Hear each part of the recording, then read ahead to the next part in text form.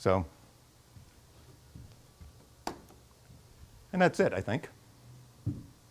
Yep.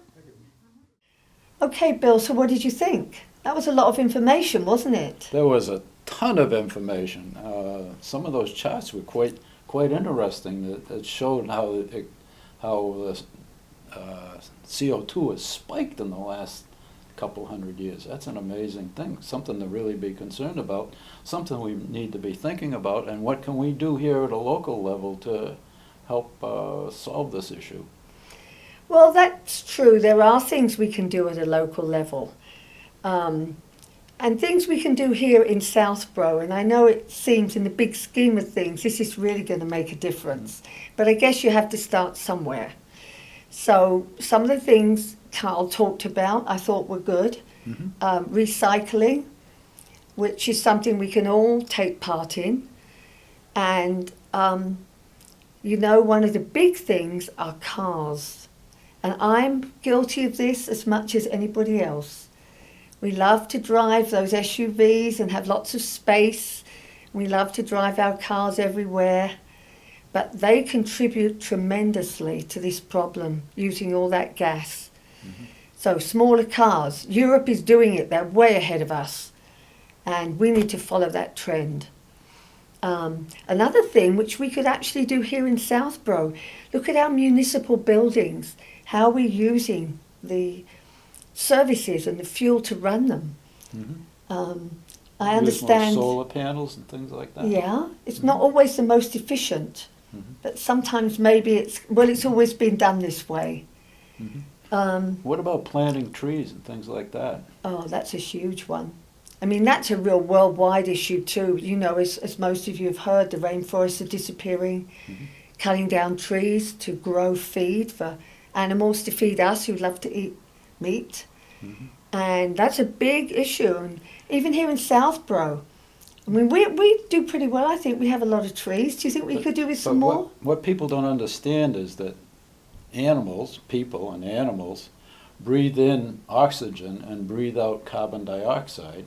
And the trees, on the other hand, and plants take the carbon dioxide and turn it into oxygen. So there's the cycle, and more trees, more plants are taking the CO2 and turning it back into oxygen, which is one way of getting rid of some of our CO2.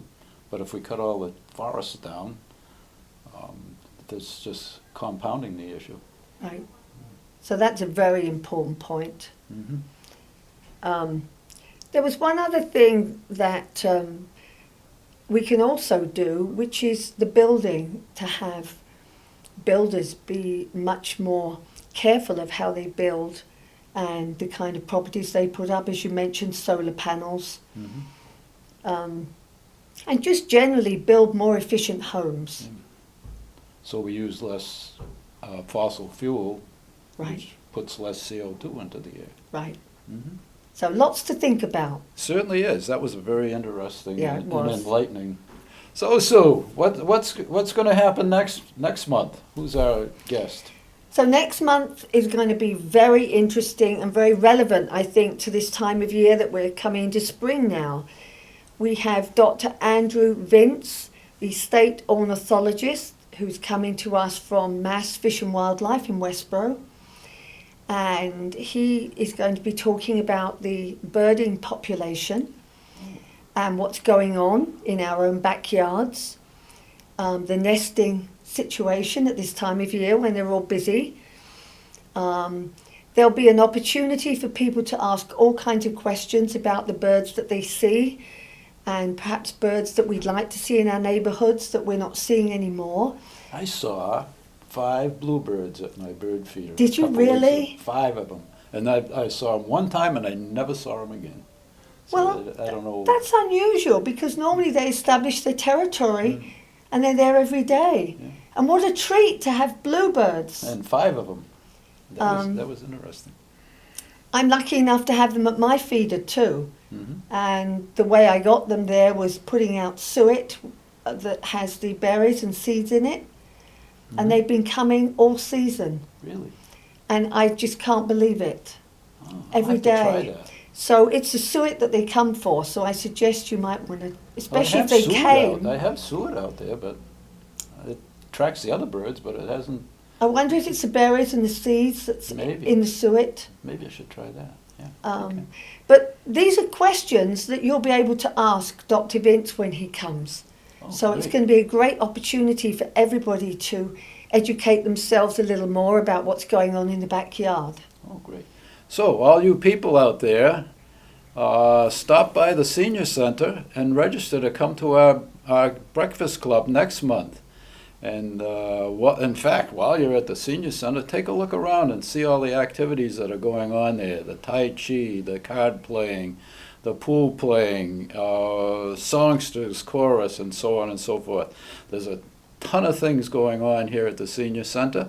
There's also the professional help you can get from Cindy Beard, who is outreach, and our nurse, Leslie Chamberlain, who can answer any of your health problems. So it's a great place to come and stop by, register for our breakfast club next month. And One other thing, don't forget, I want everyone to know that all the presenters who have been helping us out through this series, this is our second year now, they all donate their time free of charge, and we're very grateful to them. I mean, they bring a lot of expertise and tremendous professional background, so we're very fortunate. Everybody here donates their time. The folks filming this even, you know, this is all done to make it a little bit more special for you. So support us and come and watch. We'd love to see you. so there's a lot going on behind the white picket fence here on Carterville Road. And Carterville Hall is a friendly place, and the latch string is always out. And I know, who knows what the latch string is, because I don't. I hadn't heard that term before, and Bill brought it up to me, so maybe he'll explain. And the latch string is a string that's on your door that pulls the latch up to let people in. If you're on the outside, the latch string comes through the door and it's hanging out there. So if your place is welcoming and you want people to come in, you put the latch string through the door so they can pull the string and open the latch and walk in. And certainly that's what we want you to do when you come to Carterville Hall, the senior center here in Southborough. So have a good day, Sue, and see you next month at the Breakfast Club. Yeah, see you then, Bill. And why don't you join us?